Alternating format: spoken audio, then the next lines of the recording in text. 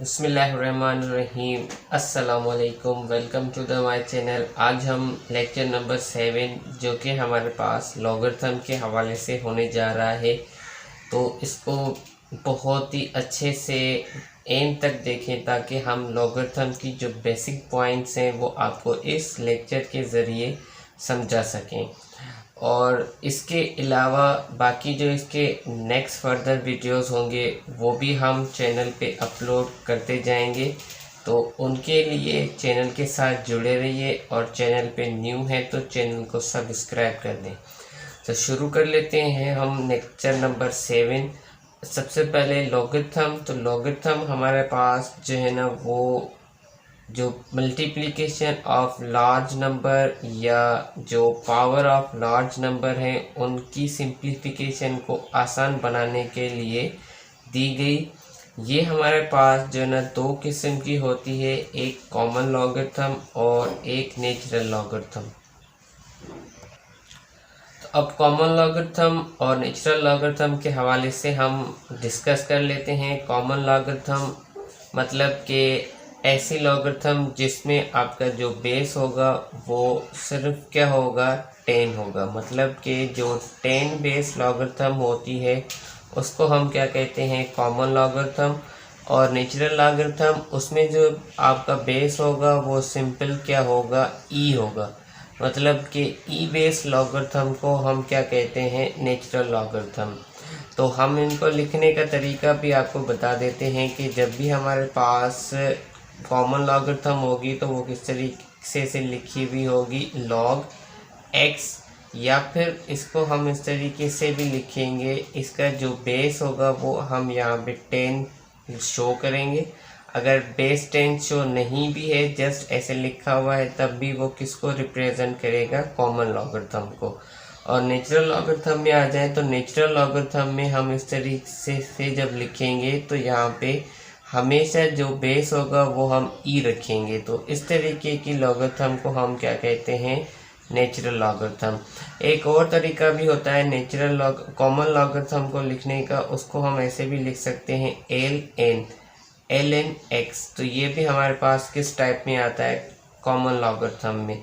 अब common logarithm जो है ना वो हमारे पास 17 सेंचुरी में हेनरी ब्रिग्स ने दी थी, और नेचुरल लॉगरिथम जो है ना वो 17 सेंचुरी में जॉन नेपियर ने दरियाफ्त की थी। अब नेचुरल लॉगरिथम के हवाले से हम बात कर लें तो नेचुरल लॉगरिथम में जो हमारे पास टेबल बनी हुई है वो टेबल भी इस नेचुरल लॉगरिथम की बेस पे बनी हुई है।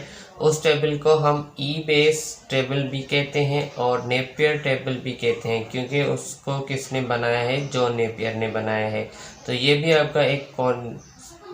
भी आपका एक एमसीक्यूज का क्वेश्चन बन सकता है कि जो लॉगरिथम की टेबल है वो कौन सी लॉगरिथम की बेस पे बनी हुई है या वो कौन सी टेबल है। तो वो नेपियर टेबल है और ई बेस टेबल है और वो उसी पे ही बनी हुई है। तो ये जितनी भी हमने इंफॉर्मेशन दी है वो जस्ट लॉगरिथम की इंट्रोडक्शन के हवाले से है। अब हम लॉगरिथम की फॉर्म्स पे पढ़ते हैं। तो फॉर्म ऑफ लॉगरिथम जो कि दो फॉर्म होती है, एक लॉगरिथम फॉर्म और एक एक्सपोनेंशियल फॉर्म। तो अब सिंपल देखिए, दो फॉर्म है, एक लॉगरिथम और एक्सपोनेंशियल। ऐसी फॉर्म जिसमें हमारे पास लॉग आ जाए तो उस फॉर्म को हम क्या कहते हैं, लॉगरिथम फॉर्म। जैसे हम फॉर सपोज एग्जांपल ले लेते हैं, log y is equal to x। तो इसमें आपको देखें तो क्लियरली LOG लॉग नजर आ रहा है, तो हम इसको क्या कहेंगे, लॉगरिथम फॉर्म। और एक्सपोनेंशियल फॉर्म मतलब पावर फॉर्म। तो ऐसी फॉर्म जिसमें हमारे पास पावर हो उसको हम पावर फॉर्म या फिर एक्सपोनेंशियल फॉर्म कहते हैं। तो ये हमारे पास सेम हम इस तरीके से बन जाएगा। तो अब यहाँ पे देखें तो 10 के ऊपर x पावर में है, तो हम इसको क्या कहेंगे, एक्सपोनेंशियल फॉर्म। और यहाँ पे देखें तो लॉग हमें नज़र आ रहा है, तो ऐसी फॉर्म को हम लॉगरिथम फॉर्म कहते हैं। अब इनकी सॉल्यूशंस होती हैं, इनको सॉल्व करने का एक तरीका होता है, उनको हम मज़ीद समझेंगे। बट उससे पहले यहाँ पे इनकी जो प्लेसमेंट है, कौन से हमारे पास लॉगरिथम फॉर्म में वैल्यूज़ होते हैं, जो बेस होते हैं, जो पावर होते हैं और जो हमारे पास राइट साइड पे आएंगे। तो उसके लिए आपको हम क्राइटेरिया जो है ना वो सिंपल सा याद करवा लेते हैं, उसको याद रखें। तो हमेशा पहले तो लॉग जहाँ भी लिखा हुआ होगा उस लॉग के जो जी के लास्ट में, मतलब जहाँ पे जी खत्म हो रही है, यहाँ पे हमारे पास क्या लिखा हुआ होता है, हमेशा बेस होता है। अगर बेस नहीं लिखा हुआ, जैसे इस क्वेश्चन में देखें तो बेस शो नहीं है, तो हम यहाँ पे हमेशा जो बेस कंसीडर करेंगे वो क्या करेंगे, 10 करेंगे, क्योंकि हम ऊपर पढ़ के आए हैं कि जहाँ पे हमारे पास बेस नज़र नहीं आ रहा हो, जस्ट लॉग लिखा हुआ हो, तो वहाँ पे हम बेस क्या कंसीडर करते हैं, 10। तो इस वजह से हमने यहाँ पे देखें तो 10 लिखा हुआ है। अब यहाँ पे जी के बिल्कुल नीचे जो होता है वो बेस होता है, और जी के जो सामने होता है वो हमारे पास राइट हैंड साइड पे जो हम वैल्यू लिखते हैं, जैसे हम इसको वैल्यू कह देते हैं, तो ये हमारे पास जी के सामने होता है। जैसे यहाँ पे देखें तो जी के सामने क्या है, y है, तो y हमारे पास इस एक्सपोनेंशियल में देखें तो राइट साइड पे आया है। जो हम इसको सॉल्व करेंगे वो इसकी क्या होगी, वैल्यू होगी। अब बाकी जो यहाँ पे हमारे पास राइट हैंड साइड पे लॉगरिथम में वैल्यू होगी, वो क्या होगी, तो वो हमारे पास पावर होगी। तो इस कॉन्सेप्ट को सिर्फ आप याद रखें तो आप आसानी से लॉगरिथम में से एक्सपोनेंशियल में चले जाएंगे और एक्सपोनेंशियल में से लॉगरिथम की फॉर्म में आ जाएंगे। तो अब देखें यहाँ पे हमारे पास x क्या है, पावर है, तो हमने x पावर में रख दिया। अब यहाँ पे बेस कोई मिला हुआ नहीं है, तो जब बेस नहीं मिला हुआ होता तो तब वहाँ पे 10 होता है, तो इसलिए यहाँ पे हमने 10 कंसीडर किया और बेस 10 रखा, उसके ऊपर पावर x। जब हम इसको सॉल्व करेंगे तो इस लॉगरिथम के हिसाब से इसकी वैल्यू क्या होगी, y होगी। तो जस्ट आप इस कॉन्सेप्ट को याद रखें कि इस कॉन्सेप्ट के हिसाब से आपकी लॉगरिथम की जो स्टैंडर्ड फॉर्म है वो होती है, फिर उसको आप आसानी से एक्सपोनेंशियल फॉर्म में कन्वर्ट कर सकते हैं, और उसके बाद आपको जिसको भी सॉल्व करना हो उसको आप सॉल्व कर सकते हैं। जैसे हम एग्जांपल ले लेते हैं, कोई लॉगरिथम का क्वेश्चन लेते हैं, उसमें हम किसी वैल्यू को फाइंड आउट करते हैं। जैसे हमारे पास यहाँ पे ये एक एग्जांपल है, इस एग्जांपल में हमें सिंपली वैल्यू फाइंड आउट करनी है। जैसे यहाँ पे देखें तो इजिकल टू के बाद जो है ना वो हमें नहीं मिला हुआ, तो इजिकल टू के बाद यहाँ पे कौन सी वैल्यू आएगी वो हमें फाइंड करनी है। तो इसके लिए यहाँ पे हम कंसीडर कर लेते हैं x को। तो for suppose log 4 base 2 equal to x, हमें इस x की वैल्यू को फाइंड आउट करना है। तो कॉन्सेप्ट देखें क्या है कि हमेशा यहाँ पे बेस होता है। लॉगरिथम में जिस भी वैल्यू को फाइंड आउट करना होगा उसके लिए आपको लाजमी लॉगरिथम को कन्वर्ट करना होगा एक्सपोनेंशियल में, उसके अलावा आप इसको फाइंड नहीं कर सकते। तो इसलिए यहाँ पे हमने पूरा जो स्टैंडर्ड फॉर्म है उसको बनाया। यहाँ पे देखें तो स्टैंडर्ड फॉर्म में हमें ये क्वेश्चन मार्क था, इस क्वेश्चन मार्क की जगह पे हमने x कंसिडर किया। अब हम इस x की जो भी वैल्यू फाइंड आउट करेंगे वो इस पूरे क्वेश्चन की लॉगरिथम में क्या होगी, वैल्यू हो जाएगी। तो सिंपल पहले हम इसको एक्सपोनेंशियल में कन्वर्ट करेंगे, उसके लिए आपको ये जो स्टैंडर्ड फॉर्म है इसको याद रखना होगा। बेस हमने क्या ले लिया, 4। अब उसके बाद बेस के ऊपर क्या होता है, पावर, तो पावर की जगह पे देखें क्या लिखा हुआ है, x, हमने उसकी जगह पे x रख दिया, और जो g के सामने होता है वो वैल्यू होता है एक्सपोनेंशियल में, तो ये हमारे पास क्या हो जाएगी, इसकी एक्सपोनेंशियल फॉर्म हो जाएगी। तो अब यहाँ पे देखें तो x जो है ना वो पावर की फॉर्म में है, और इस साइड पे तो हमारे पास 2 है, और यहाँ पे जो बेस है वो 4 है। तो हमें दोनों जो वैल्यूज हैं वो सेम रख करनी होगी, मतलब कि यहाँ पे अगर 2 है तो हमें इसको 2 बनाना होगा, या फिर हमें इसको 4 बनाना होगा। तो सिंपल हम क्या करते हैं, इस 4 को जो है ना वो 2 की बेस में लेके आते हैं। तो 4 को हम 2 की बेस में कैसे ले आएंगे, उसके लिए हम अगर 2 के ऊपर स्क्वायर करें तो ये हमारे पास क्या हो जाएगा, 4, और उसके ऊपर हम पावर x देंगे तो इन दोनों में कोई भी फर्क नहीं होगा, इक्वल टू 2। तो अब पावर रूल जो है ना उसको याद रखें कि अगर पावर के ऊपर पावर हो वो आपस में मल्टीप्लाई होते हैं। तो यहाँ पे हमारे पास 2 जब x से मल्टीप्लाई होगा तो क्या हो जाएगा, 2x इक्वल टू 2।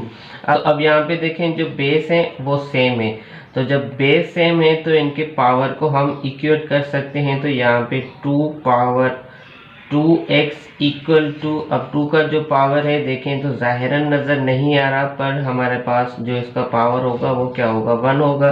तो 2x इक्वल टू 1। x की वैल्यू चाहिए, x के साथ 2 मल्टीप्लाई में है, इसको हम शिफ्ट करेंगे तो हमारे पास जो x की वैल्यू आएगी वो सिंपल क्या आएगी, 1 डिवाइडेड बाय 2।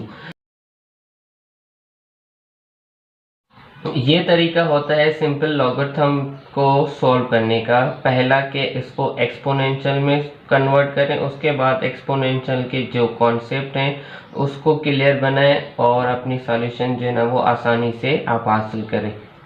तो एक और एग्जांपल हम ले लेते हैं, उससे आपका मज़ीद कॉन्सेप्ट जो है ना क्लियर हो जाएगा। यहाँ पे हमें x जो था, यहाँ पे हमें इसकी वैल्यू फाइंड आउट करनी थी। अब हमें इसमें जो अननोन है वो बेस की जगह पे, तो हम यहाँ पे देखें इस बेस की वैल्यू को कैसे फाइंड आउट करते हैं। तो सबसे पहला कॉन्सेप्ट है इसको आप एक्सपोनेंशियल में कन्वर्ट करें। तो यहाँ पे हमारे पास इस स्टैंडर्ड फॉर्म के हिसाब से आपको मालूम होना चाहिए कि बेस होता है तो हम a को बेस ले लेते हैं, और ये हमारे पास पावर होगा तो हम a के ऊपर इसको पावर में लिख लेंगे, और 64 क्या होगा, इसका एक्सपोनेंशियल में वैल्यू होगा। तो सबसे पहले देखें तो हमें बेस मालूम करना है, तो हम क्या करेंगे, जो पावर है उनको सेम बनाएंगे। अब पावर को सेम बनाने के लिए 64 का ऐसा पावर फाइंड आउट करें जिसको हम पावर 3 दें तो वो 64 बन जाए। तो उसके लिए देखिए सिंपल, आप 4 का अगर क्यूब करते हैं तो 4 का क्यूब जैसे करेंगे वो हमारे पास सिंपल क्या बन जाएगा, 64। तो यहाँ पे हम 64 की जगह पे क्या लिख सकते हैं, 4 पावर 3। तो जैसा कि हम अगर 64 की जगह पे 4 पावर 3 रखेंगे तो इनके पावर सेम हो जाएंगे। अब वही कॉन्सेप्ट देखें तो यहाँ पे अगर बेस सेम थे तो हम पावर को आपस में इक्वेट कर रहे थे। अब देखें तो पावर सेम है तो बेस को हम क्या करेंगे, इक्वल करेंगे। तो अब हमारे पास a इक्वल टू क्या हो जाएगा, 4। तो रिक्वायर्ड सॉल्यूशन आपके पास क्या बन जाएगी, a की वैल्यू 4। तो अब जो थर्ड टाइप है उसको हम फाइंड आउट कर लेते हैं। उसमें हमें सिंपल जो g के सामने वैल्यू है लॉगरिथम में, इस x को फाइंड आउट करना है। तो उसके लिए आप सिंपल वही कॉन्सेप्ट, फर्स्ट स्टेप सबका सेम होता है कि एक्सपोनेंशियल में कन्वर्ट करें। तो यहाँ पे हम इसको एक्सपोनेंशियल में कन्वर्ट करेंगे। ये हमारे पास 4 बेस है और 3/2 पावर है, राइट हैंड साइड पे क्या आ जाएगा, x। तो हमेशा याद रहे कि जब भी पावर में फ्रैक्शन की फॉर्म हो तो उसको पहले हम डिनोमिनेटर को क्या करते हैं, कैंसिल करते हैं। तो यहाँ पे डिनोमिनेटर क्या है, हमारे पास 2 है, तो हम इस 2 को कैंसिल करेंगे विद द हेल्प ऑफ 4। तो यहाँ पे हम 4 को ऐसे पावर में लेके आएंगे जिससे ये 2 कैंसिल हो जाए। तो 2 हमेशा 2 से कैंसिल होगा, इसलिए हम 4 को 2 के पावर में लिखेंगे। तो ये हमारे पास क्या हो जाएगा, 2 पावर 2 4, और पावर के ऊपर जब पावर होता है तो वो उसके साथ मल्टीप्लाई होता है। तो यहाँ पे हमारे पास 2 इस 2 से मल्टीप्लाई और डिवाइड होके कैंसिल हो जाएगा। रिमेनिंग हमारे पास जो टर्म बचेगी वो क्या होगी, 2 पावर 3, और राइट हैंड साइड पे हमारे पास x है। तो जैसे ही हम इसका अब पावर सॉल्व करेंगे वही हमारे पास x की वैल्यू होगी। तो सिंपल 2 का पावर सॉल्व करेंगे तो 2 multiply 2 multiply 3, 2 multiply 2, 2 multiply 2 is equal to x। इसकी जब प्रोडक्ट सॉल्व करेंगे तो हमारे पास x की वैल्यू क्या आ जाएगी, 8। तो सिंपल से क्वेश्चन है, देखें किस तरीके से आसानी से हम इसको सॉल्व कर रहे हैं। तो जैसे तो जितनी इसकी प्रैक्टिस करेंगे उतने आपके ये क्वेश्चन जो है ना वो बिल्कुल आसान होते जाएंगे। और जो लॉगरिथम की स्टैंडर्ड फॉर्म है उसको हमेशा याद रखें ताकि ये क्वेश्चन आप सॉल्व कर सकें।